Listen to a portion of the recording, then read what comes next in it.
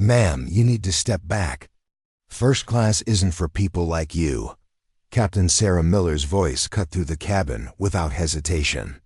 She made no apology as she looked at Maya, her tone cold and dismissive, almost as though Maya didn't belong in her world. "You'll need to show your priority status or move to economy," she added, waving Maya to the back as though she were nothing more than a nuisance.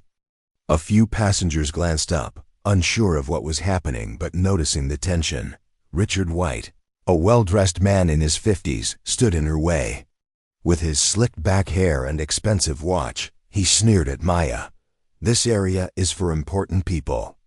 "Not just anyone," he scoffed, clearly showing no respect for her. What neither of them realized, though, was that the woman they had just humiliated was Dr. Maya Johnson, the true owner of the jet.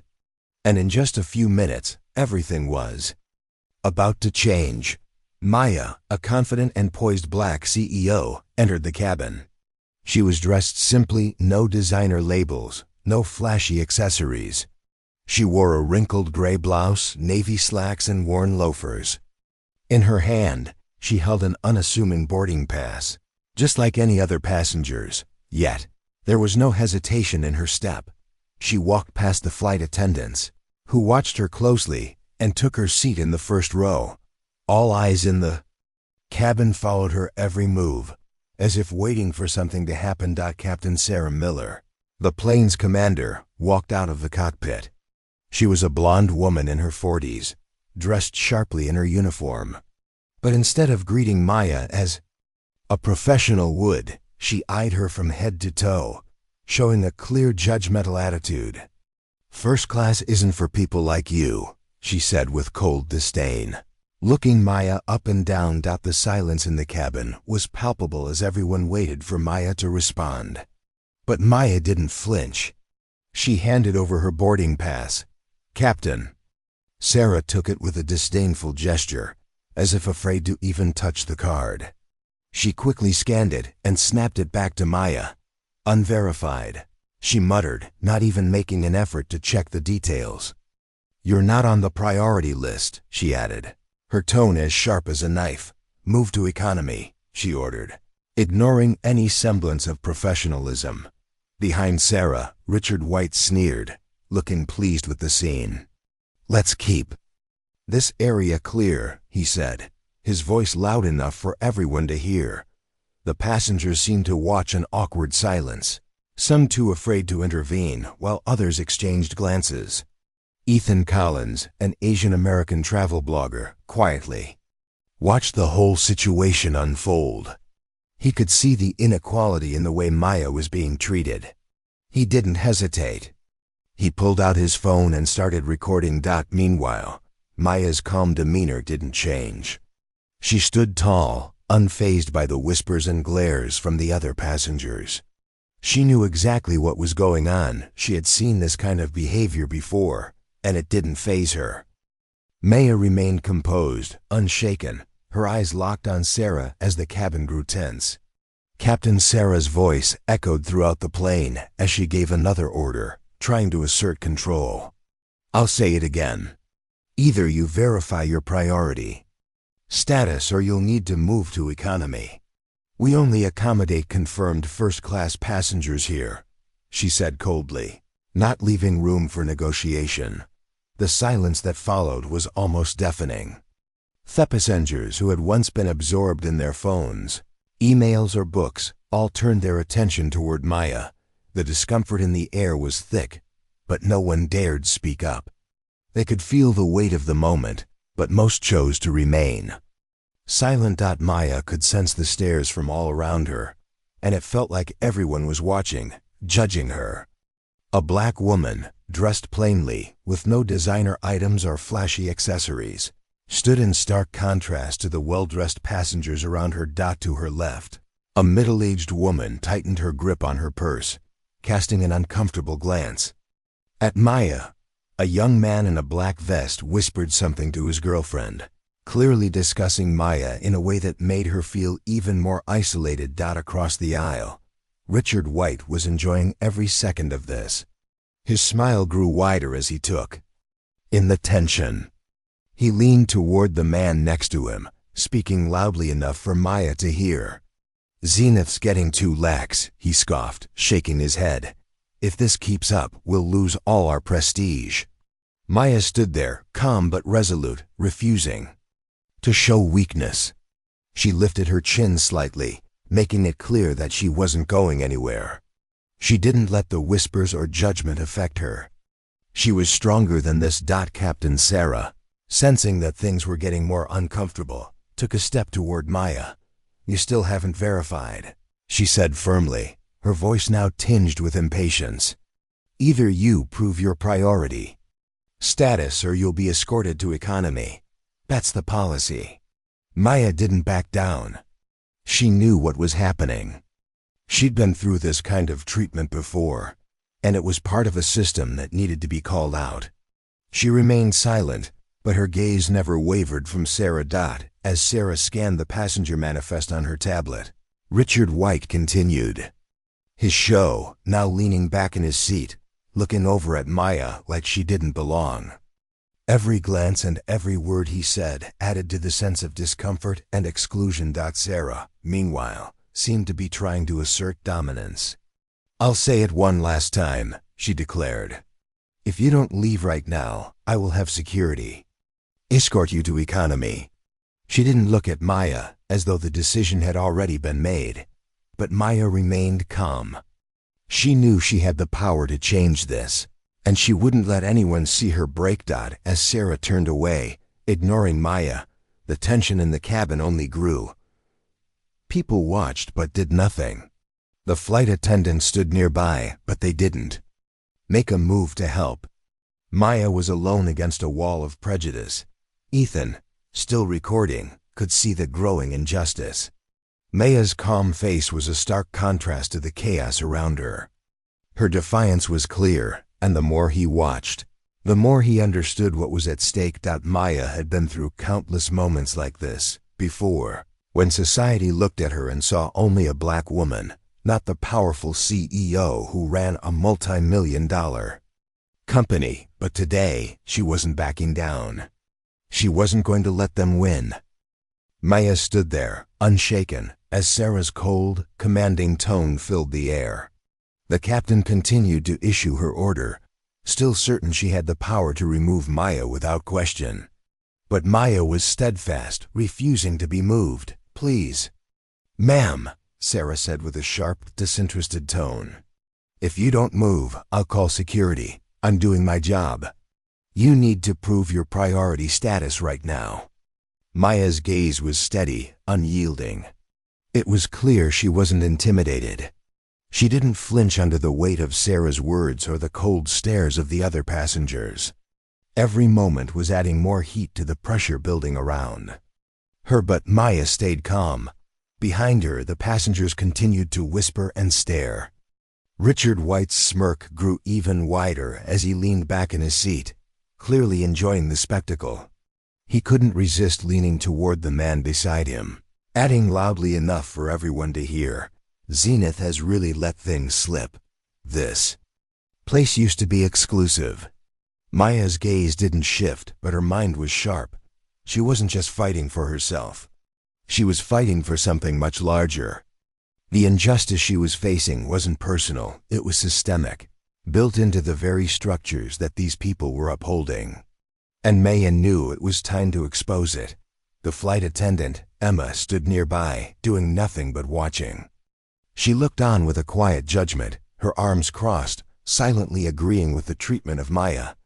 No one was willing to stand up against the clear discrimination unfolding right in front of them. Sarah continued her approach, stepping closer to Maya. The pressure was growing in the cabin, the tension building as Maya remained resolute in her spot. "Just do as I say," Sarah said in a low, threatening tone, "and this won't get ugly.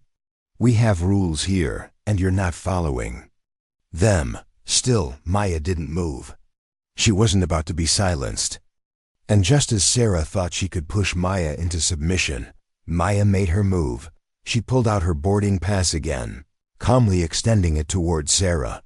It was the same card she'd handed over before, the unassuming, ordinary pass. This time, however, Sarah was caught off guard. She looked down at the boarding pass for a moment, the very same one that she had already dismissed, and her hand trembled slightly as she took it again. She looked at it, then glanced up at Maya, her eyes narrowed as she read the information on the screen. There was no barcode, no visible indication of priority status, nothing to validate the claim that Maya was a first-class passenger. And yet, Maya stood there, unwavering, her calm defiance staring Sarah in the face. After a few tense seconds, Sarah handed the boarding pass back. Her voice grew colder as she spoke. "This doesn't prove anything. You're not in the system as priority. I'm going to have to ask you to leave, now." The words were meant to drive Maya out, to make her feel small, but Maya held her ground. There was no fear in her eyes, no hesitation in her step. She wasn't going to let them erase her presence. She wasn't going to let their exclusion define her. Richard White, still leaning back in his seat, scoffed loudly. "At this rate, Zenith is going to lose all credibility. They've let just about anyone into first class these days." He was speaking to his neighbor, but the words were meant to echo across the cabin, to remind everyone of their supposed superiority. Ethan Collins, who had been quietly observing and recording the entire interaction, knew this wasn't just an ordinary conflict. This wasn't simply a seating disagreement. It was a moment that could expose everything. He could see it now. The disdain, the exclusion. The way Maya was being treated not as a passenger, but as an outsider. Ethan's fingers tapped at his phone screen, already composing a tweet. His heart raced, but he didn't hesitate. He had to get the truth out. As Ethan began posting, the rest of the cabin remained in tense silence. No one spoke up. No one came. To Maya's defense, the isolation was palpable. The system was working exactly as it was designed to keep people like Maya out. But Maya wasn't backing down. She wasn't going anywhere. And she wasn't just going to take their abuse quietly. Maya remained unbroken, standing tall as Sarah's cold gaze lingered on her. The silence around them seemed almost unbearable, but Maya stood firm, as if she had already won the battle in her mind. Sarah, however, was not ready to let go. She continued her harsh commands, now trying to corner Maya into submission. "Let me be clear," Sarah said, her tone growing sharper. "If you don't leave immediately, I will have security escort you to economy. These are the rules, and I'm just doing my job." Maya didn't react. Her eyes never left Sarah's face, unwavering in their determination. It was clear to everyone around her that she wasn't afraid, not of the captain, not of the situation, and certainly not of the unjust treatment she was receiving. The passengers, however, were clearly uncomfortable. They could feel the tension building, the conflict escalating, but no one dared speak up. They were stuck in their seats, caught between the uncomfortable reality of what was happening and their fear of standing up to the system that was in place. Ethan Collins, who had been recording the situation on his phone, saw the injustice unfold before his eyes. He had seen it before, but this time it was different. Maya wasn't reacting with fear or submission. She was standing her ground, silently pushing back against a system designed to exclude her. Ethan began typing, his fingers moving quickly as he crafted a tweet that would expose the hypocrisy of the situation. "Zenith crew flags black woman as non-priority. No verification, just threat of removal," he wrote. The hashtags, #discrimination, #aviation bias, #Zenith, began spreading almost immediately, lighting up social media. The world was starting to take notice. Meanwhile, Richard White, still reclining in his seat, continued to voice his opinion loudly. "This is ridiculous," he said, his tone laced with disgust. "Zenith's reputation is going down the drain. This kind of behavior will ruin the brand." His words were intended to reinforce the idea that people like Maya simply didn't belong in first class. As the tension mounted, Maya's resolve only grew stronger. She stood still, no sign of panic or fear, just the quiet determination of someone who had been wrong for too long and wasn't willing to let it continue. Sarah, now visibly frustrated, stepped closer, her voice almost a growl. "I'm giving you one last chance," she said. "Prove you belong here, or I'll have to call security. You'll be removed from this seat, and we won't leave until you're gone." Her words echoed in the cabin, but Maya didn't flinch. Pressure in the air was suffocating, but still, no one spoke up. Ethan continued filming, his phone steady, capturing the truth. He could see how Maya was being treated, how she was being pushed aside, not because of any legitimate reason, but because of the color of her skin. Maya reached down to grab her roller bag. She had not backed down. She had not shown fear. Instead, she moved with the same quiet strength that had made her a successful CEO in the first place. As Sarah's eyes grew colder, she issued one final threat. "If you don't leave now, I'll report this as a violation and have security deal with you. You don't belong here." Ethan's fingers were flying across his screen, typing out his second tweet. "Zenith crew demands black woman show financial. Proof to stay in first class. No ID check. This isn't policy, it's profiling." He hit send. Within moments, his phone buzzed with hundreds of retweets and comments. The online community was already reacting. People were outraged, sharing the tweet and adding their own voices to the growing chorus of support for Maya.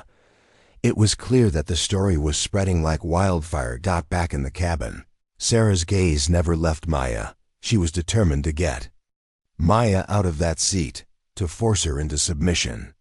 But Maya, steady and calm, had no intention of going anywhere.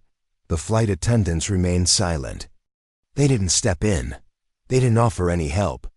Emma, standing near the aisle, just observed, her face impassive, taking mental notes, but doing nothing to diffuse the growing tension. And Richard White, who had so openly mocked Maya, was now watching the drama unfold, his smug expression slowly fading. He could feel the shift, the changing tide in the air. As Sarah finally turned away, Maya exhaled deeply, her resolve not broken, but strengthened. She knew this wasn't just about a seat. It was about exposing the system, the very system that allowed people like Sarah and Richard to decide who belonged and who didn't. In that moment, Maya made a quiet vow to herself. She wouldn't just be a passenger on this flight. She was going to make sure the world knew the truth. And she wouldn't back down. The tension in the cabin was palpable, and every second felt like it stretched on forever. Maya was standing her ground, her eyes fixed on Sarah, who was still holding Maya's boarding pass in her hand, her face now cold and stiff. It was clear to everyone around them that this wasn't just about a seating issue anymore. It was about power, control, and the entrenched biases that ran deep within the system. Sarah's voice broke the silence again. "I'll say it one more time," she said, her words cold and sharp. "You need to prove you belong in this seat. If you can't show priority status, I'll have security escort you to economy." Maya remained unmoved. She wasn't playing into Sarah's game. She knew exactly what this was about, and she wasn't about to let Sarah win. A few seats behind, Richard White still seemed to enjoy the spectacle. He leaned forward again, speaking in that smug, condescending tone. "Zenith has really gone downhill," he muttered, just loud enough for others to hear. "If they're letting anyone into first class, they're ruining their reputation. It's a disgrace." Maya didn't flinch. She didn't react. She just stood there, waiting, calmly enduring the humiliation they were trying to force on her. She wasn't just fighting for herself. She was fighting for all the people who had faced this kind of treatment and hadn't had the chance to stand up. Ethan Collins, still quietly filming, could feel the energy shift. What was happening was bigger than any single moment. This was a reflection of a much larger problem, something systemic that had been ignored for far too long. He continued recording, knowing that the world needed to see what was going on. Sarah's patience was running thin. She stepped closer, her eyes narrowing. "I'm ordering you to leave," she said, her voice laced with contempt. "You're causing a disruption. I'm not going to ask again. Move to economy, or I'll call security." Maya remained calm. She didn't flinch, didn't react to the hostility in Sarah's words. She simply stared back, her face a picture of quiet strength. She had endured this kind of treatment all her life, and she wasn't going to let it break her now. Ethan's fingers danced across his phone screen, typing out another tweet. "Zenith crew continues to target black woman, refuses to verify. Her priority status, discrimination and bias at every turn." The tweet hit the internet, and once again, it spread like wildfire. The online community began to take notice, amplifying the message of injustice. Ethan's phone buzzed as the retweets, comments, and shares piled in. The momentum was growing, and the world was beginning to wake up to what was happening. Meanwhile, Sarah stood there, her authority slipping away with every passing moment. She had tried to control the situation, but Maya's unwavering confidence and calm had turned the tables. Sarah's icy demeanor faltered for a second, and Maya saw it. She saw the cracks in the facade of power, the fear creeping in behind Sarah's cold exterior. Then, to Maya's surprise, Sarah turned and walked toward the cockpit. She hadn't won, but she had certainly made her presence felt. The moment Sarah left, there was a shift in the air. It was like the tension had been building up to a breaking point, and now the silence had become more intense, more charged. As Sarah walked off, Maya's grip on her bag tightened. She was still calm, still in control of her own actions. But inside, there was a sense of quiet defiance growing stronger with every second. The rest of the passengers, once silent and uncomfortable, started to stir. It was as if they were slowly realizing that they had witnessed something significant, something that they couldn't just ignore. The air in the cabin was thick with anticipation, and Maya felt that something was about to change. She glanced toward Ethan, who was still filming. His camera was trained on her now, capturing every moment. Maya gave him a subtle nod, silently acknowledging his role in this unfolding story. Richard White, however, seemed oblivious to the change happening around him. He continued to look at Maya with disdain, muttering more under his breath. But he could feel the shift. The passengers who had previously avoided looking at Maya were now starting to pay attention. Some of them were even pulling out their phones, no longer content to stay silent. They were beginning to understand the gravity of the situation. Maya's calm resolve didn't waver. She had been through this before, these kinds of moments. When the system tried to break her, tried to make her small. But today, it wasn't going to work. She wasn't backing down. She wasn't leaving. Not today. As Sarah returned to the cockpit, the door to the cabin closed behind her with a click that echoed through the space. Maya remained where she stood, still defiant, her heart pounding in her chest. She knew that this moment was bigger than any seat on a plane. It was about showing the world what real courage looked like, and she wasn't going to let this moment slip by unnoticed. The tension in the cabin was palpable. Maya stood there, her presence now undeniably powerful, as Sarah disappeared behind the cockpit door. The cabin, once tense and heavy, was starting to shift. Passengers who had remained silent began to stir. Some were reaching for their phones, some exchanging glances, while others were still uncertain whether to get involved. But one thing was clear: Maya had turned the tables. The energy in the cabin had shifted, and now, instead of being the one under attack, Maya had become a quiet force to be reckoned with. She wasn't just standing her ground, she was owning the moment. Ethan Collins, still filming, could feel the weight of history pressing in on the situation. This was no longer about one woman's fight for a seat. It was about so much more. It was about exposing a system that had long been built to exclude and marginalize. As he recorded, he could see the subtle but powerful change unfolding before him. Maya wasn't just defying the injustice. She was showing the world what resistance looked like in its most dignified form. Maya's calm defiance had now become the focal point of the entire cabin. The quiet whispers that once circulated behind her back were now silenced. No one dared to laugh, no one dared to mock her anymore. The very people who had once looked down on her were now beginning to realize that they had been wrong all along.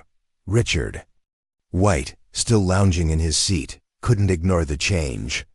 His smugness had faded into something resembling discomfort. His earlier remarks had been made in arrogance, but now they seemed hollow, even pathetic. He tried to avoid Maya's gaze, but it was clear that she had won, and he knew it. Then, without warning, the lights flickered briefly. A brief hum of electronic activity swept through the cabin. Maya's phone buzzed in her pocket, and she took it out, glancing at the notifications. It was a message from her assistant at Zenith HQ. She read it, a quiet smile tugging at her lips. The message was simple. "We've seen what's happening. Hold your ground. We've got your back." Maya tucked her phone back into her pocket and stood a little straighter. She didn't need any more encouragement. She knew that the world was watching now, and she wasn't alone. Meanwhile, at the back of the plane, the flight attendant stood in uncomfortable silence. Emma, the lead attendant, had been jotting notes on her tablet for the entire duration of the ordeal, and now she looked up, glancing towards Sarah's seat in the cockpit. Her expression was unreadable, but it was clear that she had taken notice of what had transpired. Emma's role in all of this was now under scrutiny, and she knew it. Every action she had taken, every moment of complicity, was being observed. As Sarah returned to the cockpit, she glanced briefly at Maya before shutting the door behind her. The mood in the cabin had shifted, but the captain's attempt to regain control had failed. Maya had become the embodiment of defiance, and there was no turning back. A few moments passed in silence before the flight attendants began to move again, but the atmosphere in the cabin had changed irrevocably. No one in first class could ignore what had just happened. Maya didn't let the silence bother her. She stood calmly, her eyes still locked on the cockpit door, but her mind was moving. This wasn't just about a seat anymore. She knew this moment was bigger than that. It was about standing up for what was right, even in the face of overwhelming power. She wasn't backing down, not for a second. The cabin, once filled with whispers and disdain, now seemed to hold its breath. No one dared speak, no one dared act. They were all waiting for Maya to make the next move. And for once, the power dynamic had shifted. Maya held the floor, not through force, but through quiet strength. Then, as if on cue, Maya's phone buzzed again. This time, it was a notification from the AI system at Zenith headquarters. It was the confirmation she needed. Zenith had begun an internal audit. They were tracking every action that had been taken, every piece of data manipulated. The entire incident had been flagged, and the company was already moving to investigate. Maya's actions were not just making a statement. They were now part of a larger movement for change. Ethan continued filming, capturing the tension, the small shifts, the silent rebellion that was unfolding in front of him. He could feel it. This was bigger than a single moment of injustice. It was the beginning of something new. Maya wasn't just a passenger now. She was the catalyst for change. And no one, not Sarah, not Richard, not anyone in that cabin, could take that away from her. The cabin was almost unnervingly quiet now. It was as if the entire plane had collectively held its breath, watching Maya, watching for what she would do next. She stood in place, calm, poised, and unwavering, as the world outside the cabin began to react. The power that once seemed so firmly in the hands of Sarah, Richard, and the flight attendants had now slipped away. Maya wasn't just standing up for herself anymore. She was standing up for everyone who had ever been made to feel small. As Maya stood there, her phone buzzed again, this time with a message from Anna Patel, Zenith's legal counsel. The message: "Read, the investigation is in motion. Stay strong. We'll make sure this is handled." Maya's resolve only strengthened. She knew that the company was watching, that the people who mattered were now on her side. She wasn't just fighting for her seat. She was fighting for justice. Richard White, now clearly uncomfortable with the growing tension, shifted in his seat. His smugness had turned into something else, fear perhaps. The environment had shifted from one where he thought he could dominate to one where he was now unsure of his place. It was no longer a comfortable first-class cabin for him. The atmosphere had changed, and with it, his arrogance began to crumble. Maya's eyes never left the cockpit door as she stood there, her posture confident but calm. She had shown them all that she would not back down. Not this time. The flight attendants, Emma included, had stopped moving about the cabin. They stood frozen, observing the scene unfolding before them. Emma's eyes kept flickering between Sarah's seat in the cockpit and Maya. She could feel the gravity of the situation weighing on her. Every gesture, every moment of silent compliance was being recorded, and she knew it. Nothing would go unnoticed. The power had shifted, and Emma was just as much a part of this moment as the others. At the back of the cabin, Ethan continued to film. His phone was now capturing everything. Glances, the silence, and the defiance in Maya's every movement. The world outside was reacting in real time, but inside the cabin, things were still intense. Ethan knew that this wasn't just a moment to witness. This was a moment to share with the world. As the cabin remained still, passengers began to stir slightly. Some whispered among themselves, their discomfort now palpable. Others, who had been silent or distracted earlier, were now fully aware of what had happened. The truth was spreading, and it was impossible to ignore. Then, the calm silence was broken by a voice over the intercom. It was Sarah. Her voice was flat and emotionless as she spoke. "Apologies for the delay," she said, her words terse and businesslike. "We're resolving a seating issue. Please stand by." The announcement, meant to restore order, had the opposite effect. It was as if the air had thickened even more. Maya didn't look away from the cockpit door. But the message was clear. Sarah was trying to regain control, but she couldn't. Maya remained rooted in her spot, the weight of the injustice that had been thrown at her not bending her will in the slightest. The passengers, who had once been passive observers, now found themselves in the middle of something bigger than they could have ever anticipated. The system of privilege that had upheld their status was being shattered right before their eyes. Richard White, who had once been so sure of his superiority, now found himself questioning everything. He shifted uncomfortably in his seat again, no longer the confident figure he had been just moments before.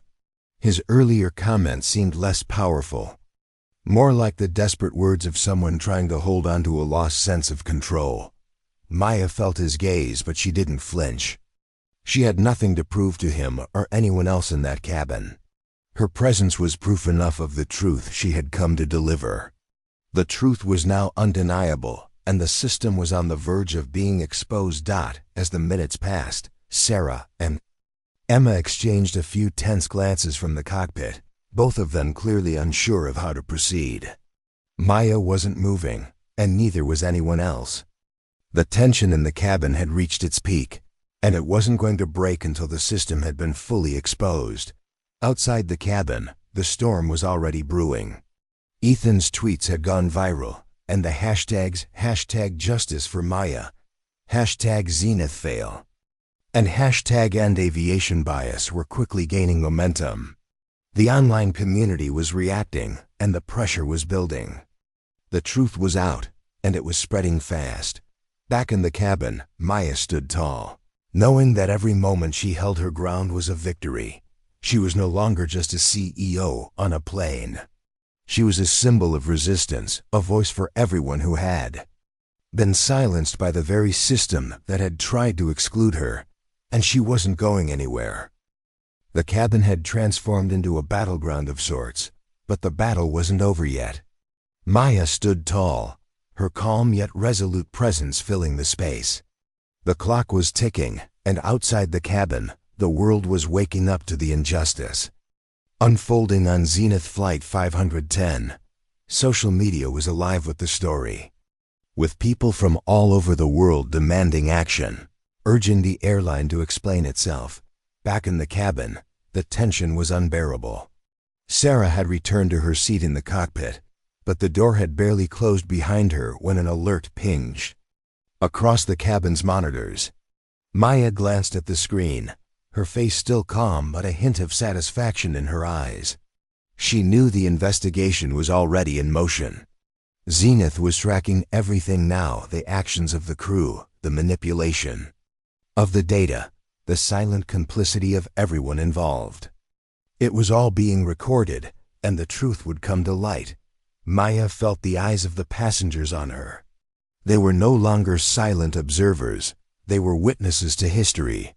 The cabin had become a microcosm of the world outside, a world that was beginning to challenge the old systems of power. Richard White, who had once enjoyed mocking Maya, was now on edge. His earlier smugness had evaporated, replaced by a quiet unease. He knew this wasn't going the way he had hoped. This wasn't the kind of power play he was used to. He was no longer in control. He was part of a system that had just been exposed for what it was: unjust, discriminatory, and deeply flawed. Emma, the lead flight attendant, had stopped her silent note-taking. She stood at the back of the cabin, watching Maya with a new understanding. She was beginning to grasp the enormity of the moment. For the first time, she saw Maya not as an outsider, but as someone who had the courage to stand up against a broken system. Her earlier indifference had turned into quiet admiration. She knew she could never unsee what was unfolding. Then, the cabin lights flickered once again, and the calm was broken by an announcement that no one expected. A new voice came over the intercom, and this time, it wasn't Sarah. It was Anna Patel, Zenith's chief legal counsel. "Ladies and gentlemen, this is Anna Patel, the chief legal counsel of Zenith Aerospace," she began, her voice calm but firm. "We are aware of the situation happening on board, and we want to assure you that we are investigating the matter thoroughly. This is being handled at the highest level." A hush fell over the cabin. For the first time in what felt like forever, the passengers could hear the weight of the company's response. Anna's words were not just an announcement, they were a clear signal that the system was changing. The wheels of accountability were in motion, and those who had abused their power were being held responsible. Maya's phone buzzed again. This time, it was a message from Eliana Rivers, the head of Zenith's Diversity and Inclusion Program. "We are initiating the Zenith Equity Program. We will ensure that every passenger's rights are respected, and every crew member will be held accountable for their actions." Maya smiled. This was the moment she had been waiting for, when the system that had oppressed so many would begin to break down. She was no longer just a CEO fighting for her seat. She was now a leader in a movement for change, and the world was watching. The passengers who had been silently observing were now looking at Maya with new eyes. The discomfort that had once filled the cabin was being replaced by a sense of respect. They had witnessed something important, and they knew it.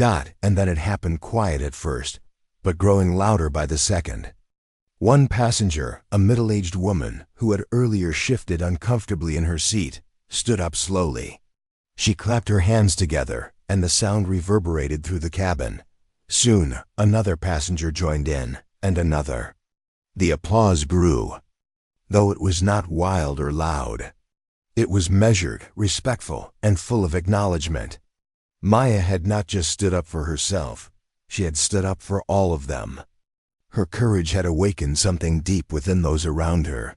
Even Richard White, who had earlier been so confident in his disdain, felt the weight of the moment. He didn't clap, but he couldn't ignore the transformation happening around him.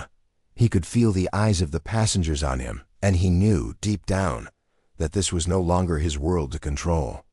Maya stood there, still and poised, the applause growing, as if the cabin itself was shifting toward a new kind of understanding. The walls that had once separated the passengers from the injustice they had witnessed were breaking down. They were no longer passive bystanders. They were part of something larger now. Maya, without a word, simply nodded. She didn't need to say anything. Her actions, her courage, had already spoken louder than any words ever could. In the cockpit, Sarah and her crew had no idea how to respond to the growing energy in the cabin. They had tried to suppress the truth, to control the narrative, but it was too late. The truth had already been exposed, and it was unstoppable. Back at Zenith headquarters, the legal team was working at full speed, coordinating with the FAA and other regulatory agencies. The investigation was already underway, and the company's response was swift. The actions of Sarah, Emma, Tom, and Richard would be reviewed, and changes would be made. For Maya, this wasn't just a victory, it was the beginning of something bigger. She had sparked a movement. The Zenith Equity Program was just the start. She knew the journey ahead would be long, but today, in this moment, she had made history. And as the plane continued its course, Maya sat back in her seat, her gaze fixed forward, knowing that the change she had ignited would never be extinguished. The battle for justice, for equality, had only just begun. What would you do if you were in Maya's shoes? How far would you go to stand up for what's right? Share your thoughts, experiences, and messages of support in the comments below. Your voice matters. Together, we can inspire change. If Maya's story moved you, hit the like button and share this video with your friends. Let's spread the message of courage, justice, and equality. Don't forget to subscribe for more real-life stories that challenge the status quo and empower us all to make a difference. Because sometimes it only takes one person to change everything. Are you ready to be that person?